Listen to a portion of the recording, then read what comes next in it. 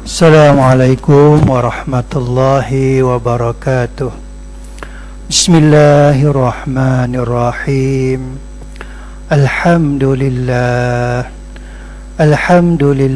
nahmaduhu wa nasta'inuh wa nu'minu bihi wa natawakkalu alayh wa na'udzu billahi min syururina wa min sayyiati a'malina.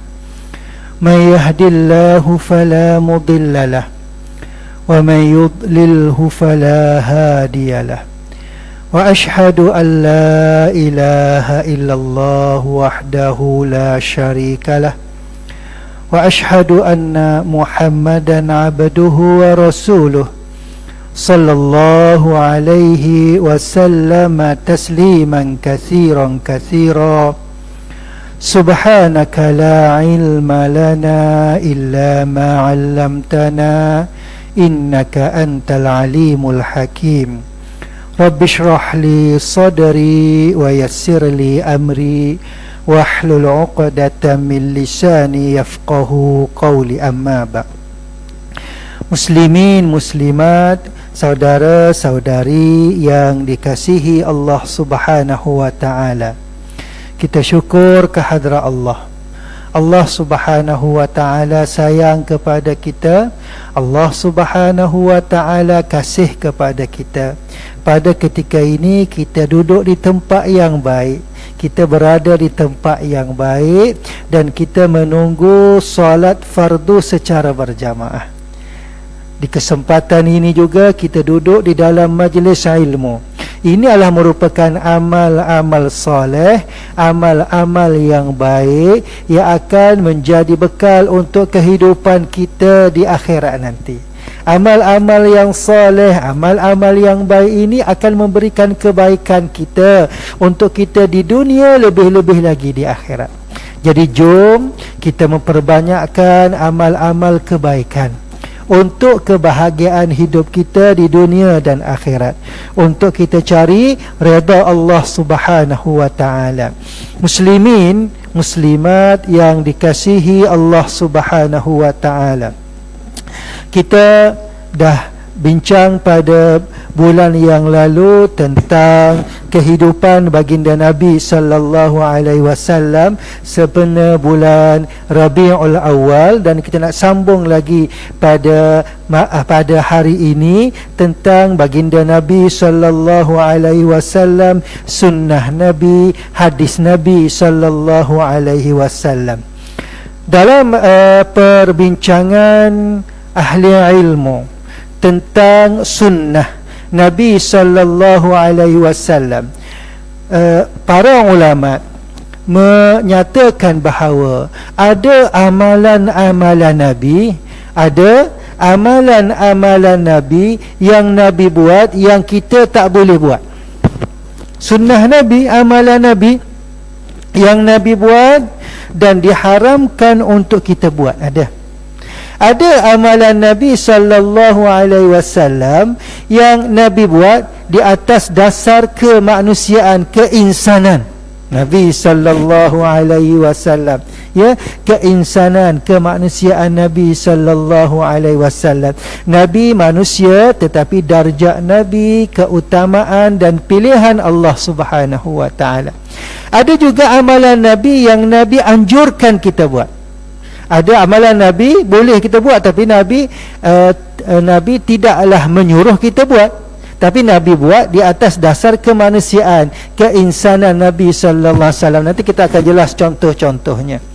Juga amalan Nabi yang Nabi sallallahu alaihi wasallam lakukan dan Nabi minta kita lakukan, Nabi sungguh-sungguh lakukan, Nabi larang orang yang tidak melakukan amal-amal ini. Ada beberapa kategori yang secara ringkas yang dapat kita bahagikan tentang amalan-amalan Nabi, ataupun mungkin boleh kita sebutkan sebagai sunnah Nabi sallallahu alaihi wasallam.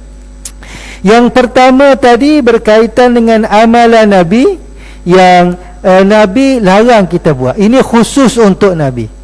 Ada amalan Nabi yang dipanggil khususiyat. Amalan yang khusus untuk Nabi, kita dilarang buat, haram lakukan perkara ini.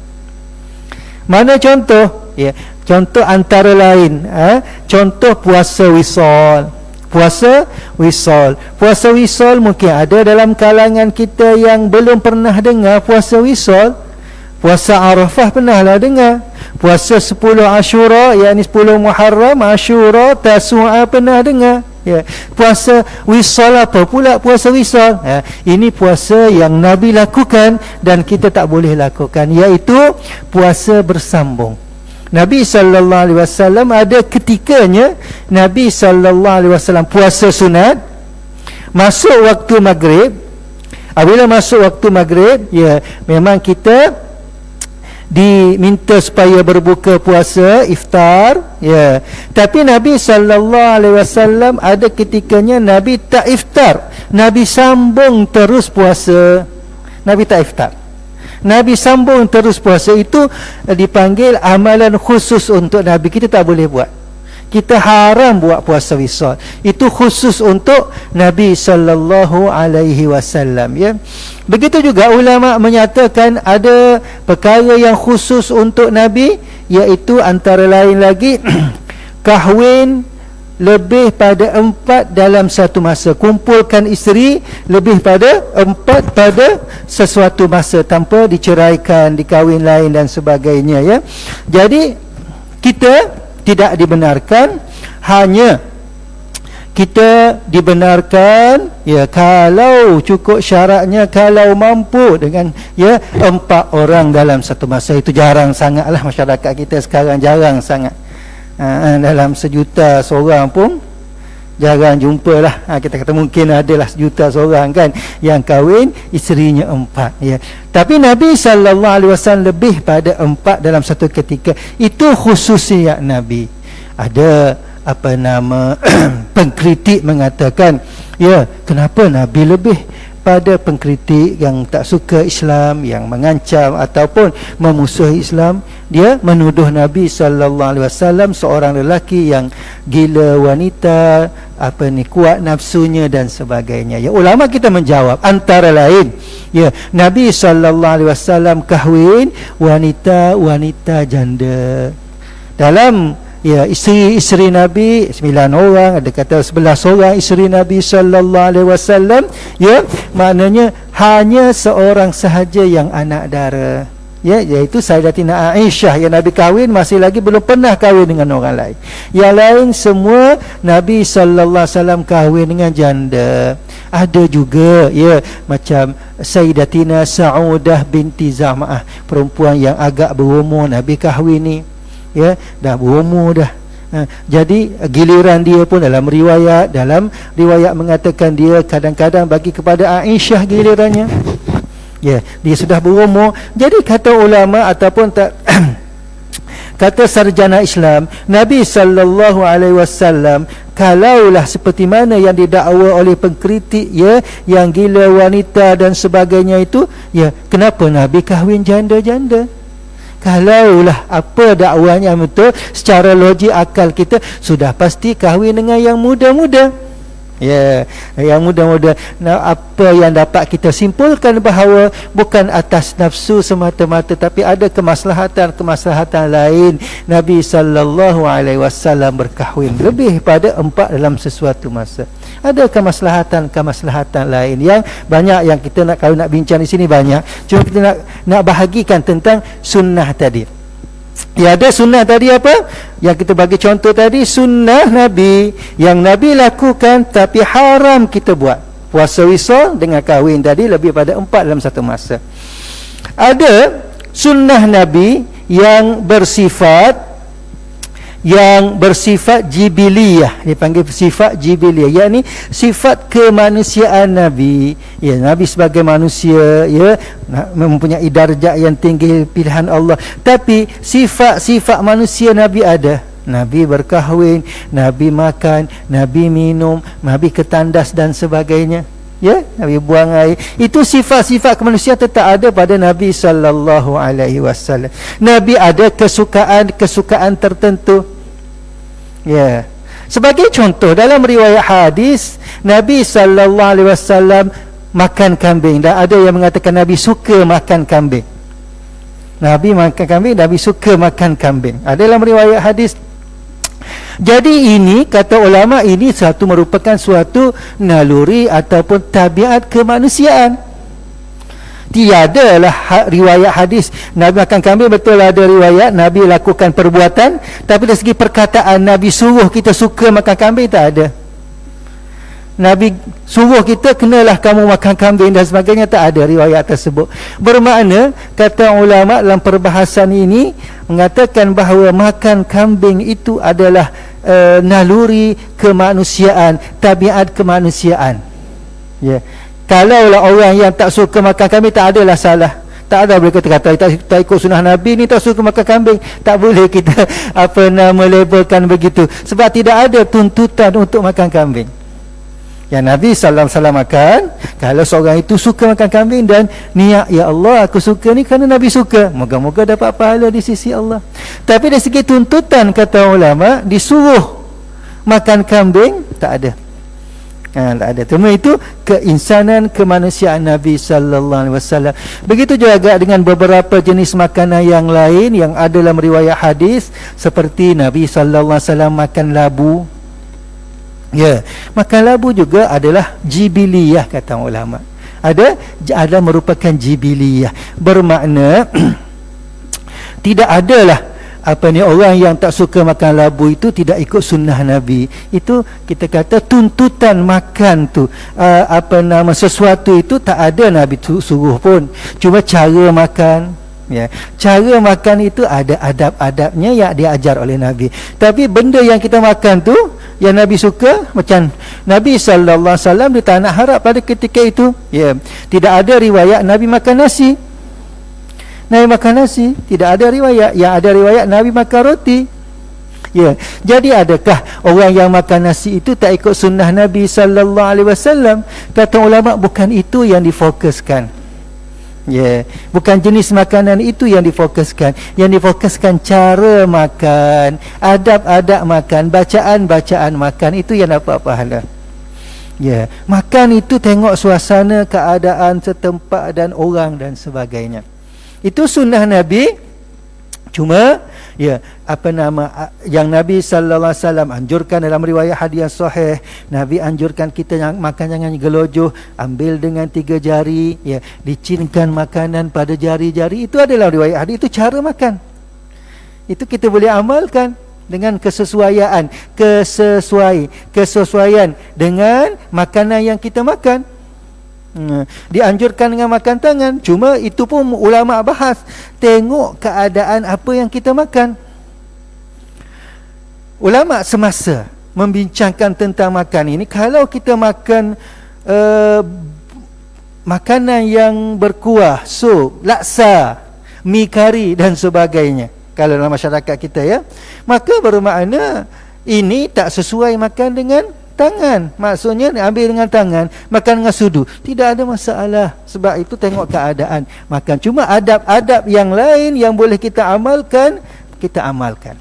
Ada benda yang kita tak sesuai amalkan pada sesuatu perkara itu. Sebab itu disebut sebagai jibiliyah, kesukaan Nabi sallallahu alaihi wasallam yang berbentuk kemanusiaan. Nabi suka dan Nabi tak suruh pun orang buat benda tu. Nabi tak suruh pun orang buat benda tu. Kalau orang yang suka sama dengan apa yang suka dengan Nabi, Allahu Akbar, itulah satu kelebihan pada dia. Kalau orang tak suka pun tidak mengapa. Ada orang yang tak suka makan kambing, jangan kita paksa dia kena ikut sunnah Nabi, kena makan kambing. Tak boleh macam tu kita kata. Itu maknanya itu berbentuk jibiliyah, kata ulama, ya. Ada juga ulama membahaskan, ya, tentang keadaan rambut Nabi. Keadaan rambut Nabi, ya. Keadaan rambut Nabi, ada orang tengok pendek, ada istilah dipanggil wafrah, wafrah, limah, jummah, begitulah istilah, beberapa istilah, ya. Maknanya paras telinga, ada ketikanya rambut Nabi ada paras leher, ada ketikanya rambut Nabi ada paras bahu, ada ketikanya rambut Nabi sallallahu alaihi wasallam. Dan baginda Nabi sallallahu alaihi wasallam tidak ada dalam riwayat hadis yang menyuruh berambut demikian. Tidak ada. Cuma ada riwayat yang mengatakan begitu keadaan rambut Nabi.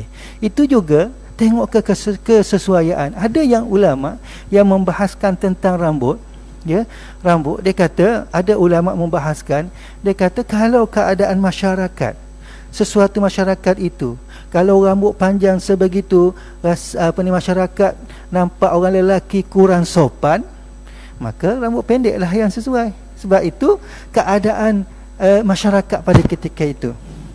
Begitu juga ulama membahaskan tentang pakai jubah, pakai serban. Ada dalam riwayat hadis sahih Nabi pakai jubah. Ada dalam riwayat hadis sahih Nabi pakai serban. Ada, tak dinafikan. Tapi ada tak hadis yang menyuruh pakai serban? Ada tak hadis Nabi sallallahu alaihi wasallam yang menyuruh pakai jubah? Apabila ulama melihat kepada hadis-hadis sahih, tak ada. Yang ada hadis yang maudhu', hadis yang direka-reka ada. Tentang pakai serban, ada riwayat mengatakan orang yang solat dengan pakai serban dengan orang berbanding dengan orang yang solat dengan tidak memakai serban 70 kali ganda lebih baik orang yang solat dengan pakai serban. Itu hadis yang kita kata yang maudhu'. Hadis yang maudhu', ya. Bermakna tidak ada, Nabi buat, betul Nabi buat, sahih Nabi buat, cuma tuntutan ataupun Nabi suruh buat benda itu tidak ada.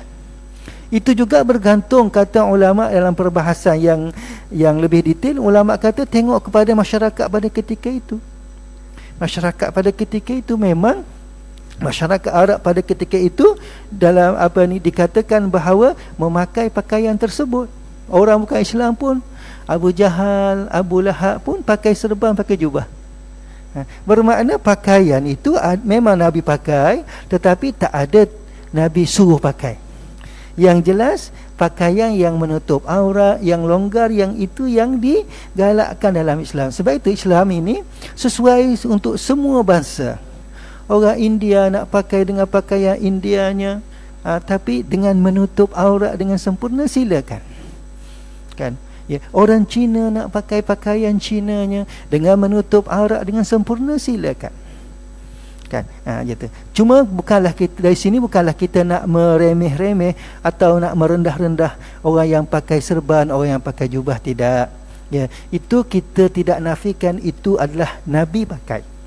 Cuma kalau kita pakai dengan niat sayang kepada Nabi, cinta kepada Nabi, walaupun Nabi tak suruh, tapi Nabi buat benda ni, saya sayang kepada Nabi, insya-Allah moga-moga dapat pahala di sisi Allah kasih sayang kita kepada Nabi.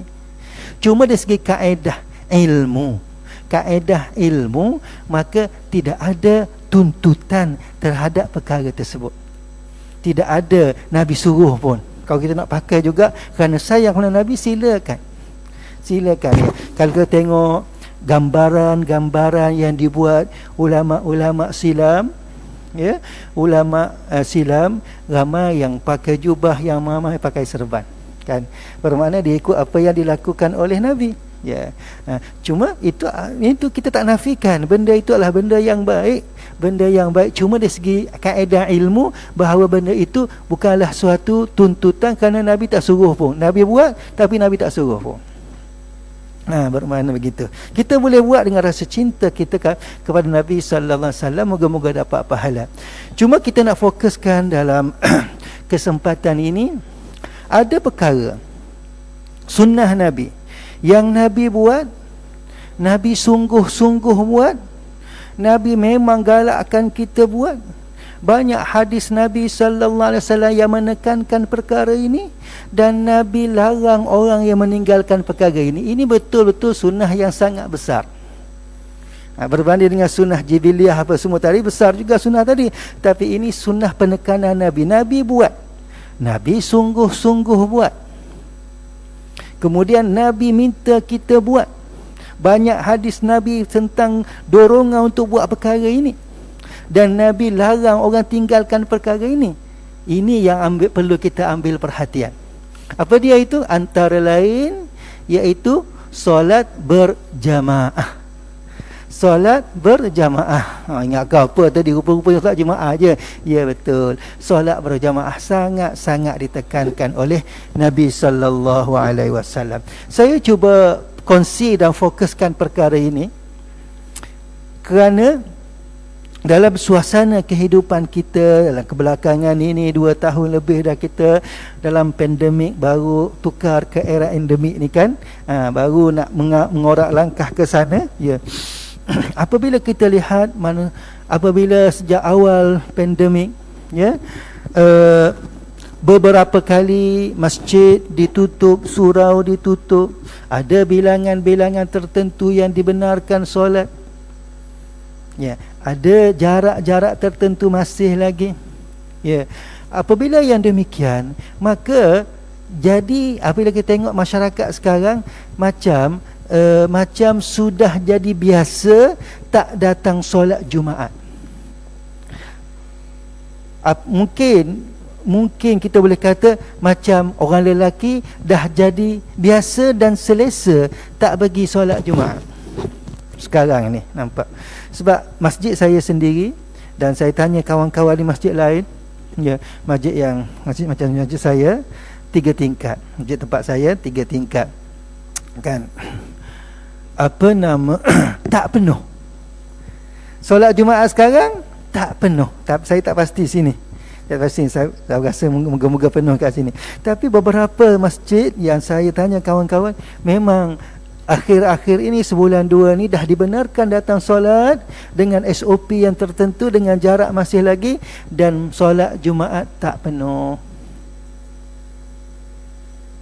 Ini yang kita rasa risau dengan ujian pandemik ini. Jadi orang dah jadi biasa tak solat Jumaat, apalagi solat jemaah. Solat Jumaat pun orang dah ringan-ringankan. Allahu Akbar. Ya, sebab itu kita nak kongsi dengan sama-sama dengan sahabat-sahabat, ya, para jamaah kita terutama sekali, dan kita ajak saudara-saudara kita sebarkan dalam grup WhatsApp, datanglah solat berjamaah dan solat Jumaat, terutama solat Jumaat. Solat berjamaah tadi juga kita kata ini sunnah Nabi yang sangat besar, yang berbanding yang sunnah Nabi yang kita sebutkan tadi. Sebab ini ada penekanan Nabi, hadis-hadis yang banyak tentang perkara ini. Antara lain, mungkin kita ambil 1-2 hadis di kesempatan ini. Ya, kita baca terjemahannya saja untuk ringkaskan. Kalau sempat 2 hadis, kalau tak mungkin 1 hadis, ya.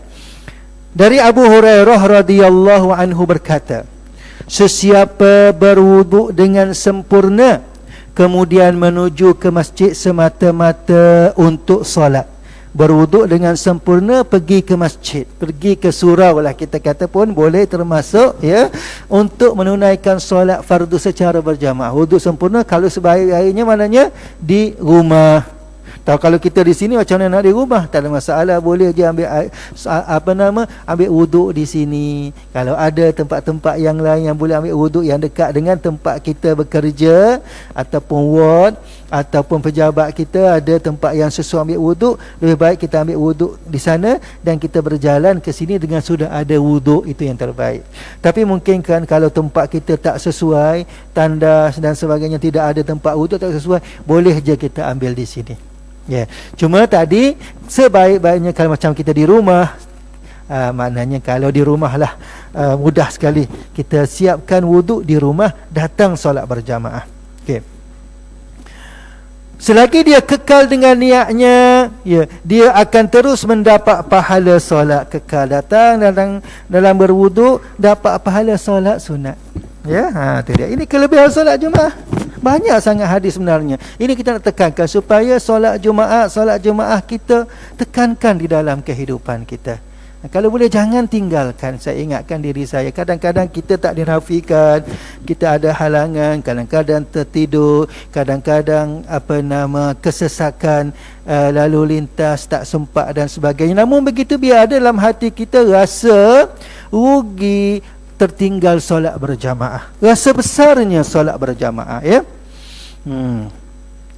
Okey, dituliskan orang yang datang solat berjamaah tadi, dituliskan baginya langkah yang pertama dengan pahala, Dan langkah yang kedua digugurkan satu dosa. Begitulah seterusnya. Langkah pertama diberi pahala, langkah kedua digugurkan dosa kecil. Di sini ulama mengatakan dosa kecil. Langkah ketiga pahala, langkah keempat dihapuskan dosa, langkah kelima pahala, dan seterusnya begitu.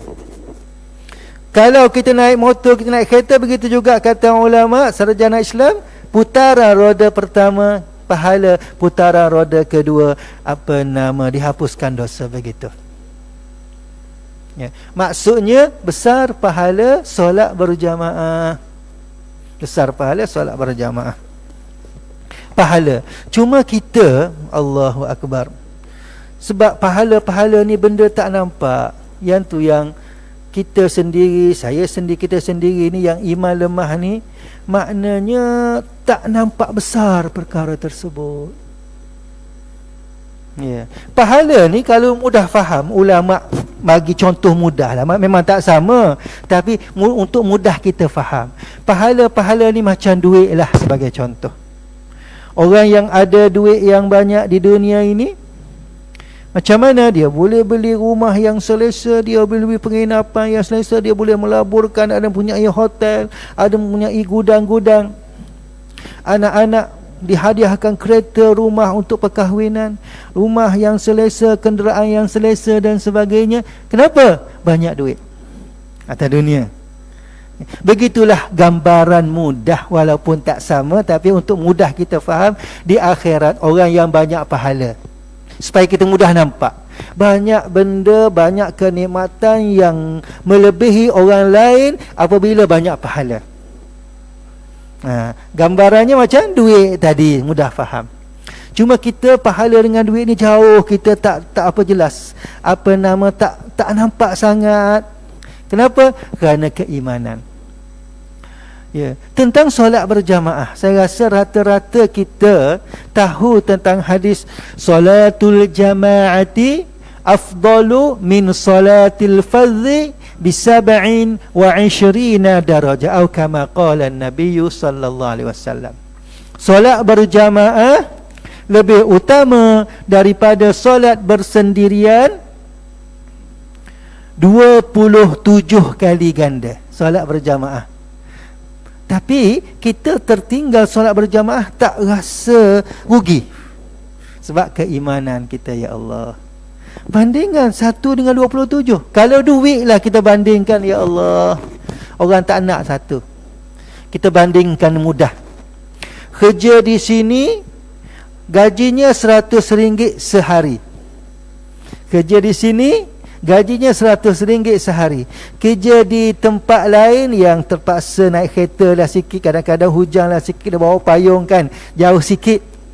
Kerja tempat lain gajinya kalau 100 kali 27 berapa? 2,0700. Betul? Kerja di satu tempat yang lain gaji 2,700 sehari. Kerja di satu tempat A gaji 100 sehari. Kerja di tempat B gaji 2,700 sehari. Saya rasa tak ada orang yang nak yang 100. Semua nak yang 2,700. Sebab, betul tak? Sebab nampak nilai kebendaan, nampak nilai duit. Tetapi tentang solat berjamaah, Allahu Akbar, kita tak nampak, kita tak rasa rugi. Kalau terlepas peluang 2,700, kita akan rasa betul-betul rugi. Kalau terlepas solat berjamaah, kita tak rasa apa.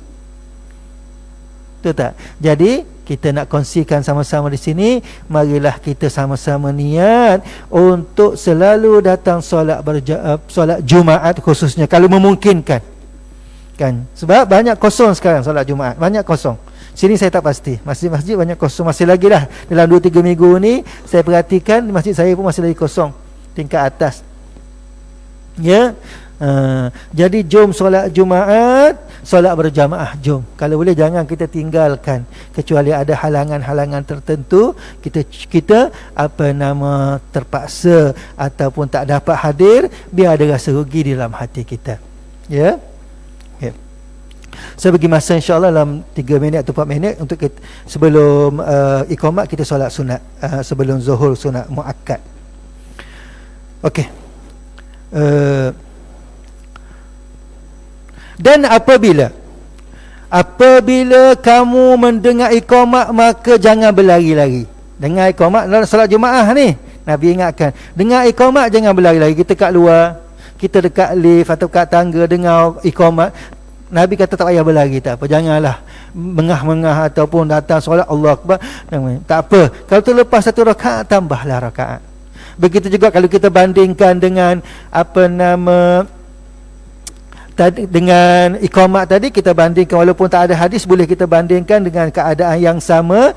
Makna kalau imam dah nak habis rakaat, baca surah Al-Kafirun sebagai contoh, imam baca ayat terakhir, lakum dinukum waliyadin, kita dekat jauh lagi ni, baru pakai motor dan sebagainya, tak payah kejar-kejar, datang dengan tenang. Kalau terlepas rakaat tak apa, tambah rakaat. Nabi tak suka orang yang kejar-kejar. Tak apa, kalau terlepas tak masalah, ya, kita tambah rakaat. Apa boleh buat, kita terlewat, ya. Nabi tak suka dalam keadaan kejar-kejar. Okey. Lebih jauh rumah kamu daripada masjid, lebih banyak kamu mendapat ganjaran. Kan, ya? Kenapa tanya anak murid Abu Hurairah? Ya. Kenapa dapat banyak ganjaran kalau rumah jauh? Maka apa jawab Abu Hurairah? Ya, disebabkan banyaknya langkah, lagi banyak langkah lagi banyak pahala, lagi banyak langkah lagi banyak pahala. Itulah tadi, pahala ni kita tak nampak, tak macam duit, ya. Cubalah kita yakinkan, insya-Allah inilah bekalan untuk kehidupan kita akhirat. Inilah bekalan untuk kebahagiaan hidup kita di akhirat, insya-Allah. Moga-moga kita boleh istiqamah solat berjamaah. Usahakan, ya, solat Jumaat jangan tinggalkan. Kalau dibuka masjid, muat masjid, kita cuba, ya, untuk datang masjid solat berjamaah dan lebih-lebih lagi solat Jumaat. Wallahu a'lam bissawab. Billahi taufiq hidayah. Wassalamualaikum warahmatullahi wabarakatuh. Ada lebih kurang 4